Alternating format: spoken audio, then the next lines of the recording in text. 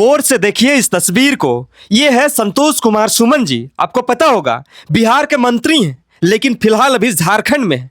आपको बता दें, झारखंड में हिंदुस्तानी आवाम मोर्चा सेकुलर ने संगठन विस्तार और आगामी विधानसभा चुनाव को लेकर अपनी तैयारियां तेज कर दी है। याद है, हिंदुस्तानी आवाम मोर्चा झारखंड प्रदेश की राज्य परिषद की बैठक में बिहार सरकार के मंत्री श्री संतोष कुमार सुमन मुख्य अतिथि के तौर पर शामिल हुए। उन्होंने कहा, झारखंड और बिहार का रिश्ता हमेशा से मजबूत रहा है और आने वाले समय में भी पार्टी की मजबूती के साथ ही अपनी पहचान बनाएगी। उन्होंने कहा, पार्टी गरीब, शोषित और वंचित वर्ग के आवाज बनकर आगामी विधानसभा चुनाव में दस्तक देगी। इस अध्यक्ष युवा हरे कृष्ण महाराज ने युवाओं और कार्यकर्ताओं को संगठन विस्तार का स्पष्ट रूट मैप दिया। वही प्रदेश के कार्यकारी अध्यक्ष डब्ल्यू महतो ने कहा कि झारखंड की जनता बदलाव चाहती है। उन्हें आरोप लगाया है कि राजनीतिक दलों ने राज्य और संसाधनों का दहन किया है। पार्टी गरीबों की अधिकार की रक्षा, शोषण और अत्याचार के खिलाफ मजबूती के साथ आवाज उठाएगी। बैठक का समापन संगठन विस्तार, बूथ स्तर तक पार्टी को मजबूत करने और आगामी विधानसभा चुनाव की तैयारी को लेकर साथ खड़ी रहेगी। ये है कि झारखंड के बहुत सारे राजनीतिक दल हैं, लेकिन अचानक से जो है हिंदुस्तानी आवाम मोर्चा का अचानक झारखंड में दस्तक देना उन राजनीतिक दलों में हलचल तेज कर दिया है।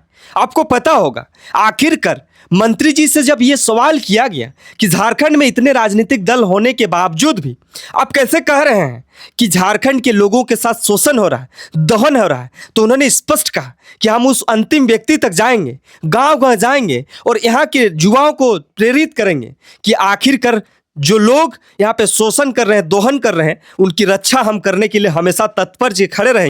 आइए सुनते हैं मंत्री संतोष कुमार सुमन जी क्या कह रहे हैं और झारखंड के बारे और झारखंड की राजनीति को किस ओर देखना चाह रहे हैं और किस रूप में देख रहे हैं, इसको आपको सुनाते हैं, दिखाते हैं। बैठक में हमारे जो सभी जिलों के जिलाध्यक्ष होते हैं, प्रखंड अध्यक्ष होते हैं और भी जो महत्वपूर्ण उनके कार्यकारिणी के सदस्य होते हैं, इसके मेंबर होते हैं।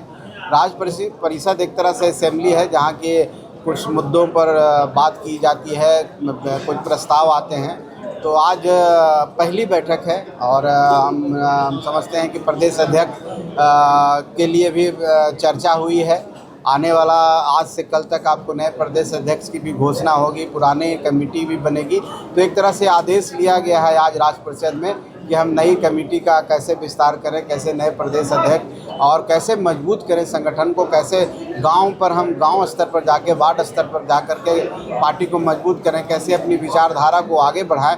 इन मुद्दों का आज प्रस्ताव लिया गया है और आने वाला समय फिर हम लोग आएंगे, कार्यकारिणी करेंगे और विभिन्न कार्यक्रम की घोषणा भी करेंगे। झारखंड में किन मुद्दों को लेकर आप मजबूत करेंगे अपने संगठन? देखिए, हमारी जो पार्टी है गरीबों के उत्थान के लिए बनी है। हम गरीब पार्टी, जैसा कि जीतन राम मांझी जी उस समाज से आते हैं बिहार में जिसको भुइयां मुसर समाज कहता है, और एक बंधुआ मजदूर के बेटा होकर के बिहार के मुख्यमंत्री की चेयर पर भी बैठे हैं।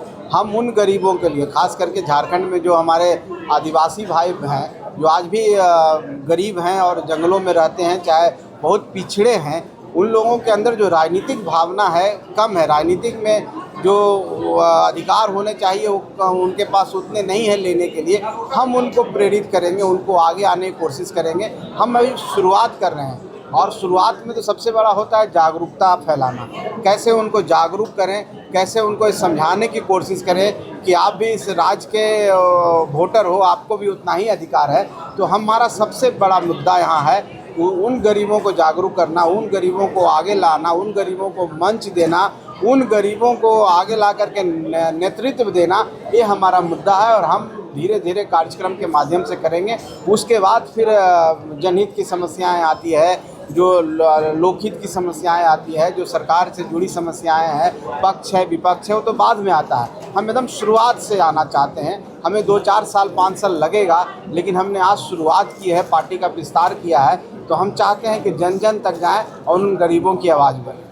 कैसे जाइएगा? कोई मोटिव है गांव में हर लोगों तक पहुंचने के लिए? देखिए, सबसे बड़ा संगठन होता है और संगठन की ताकत को आप भी समझते हैं।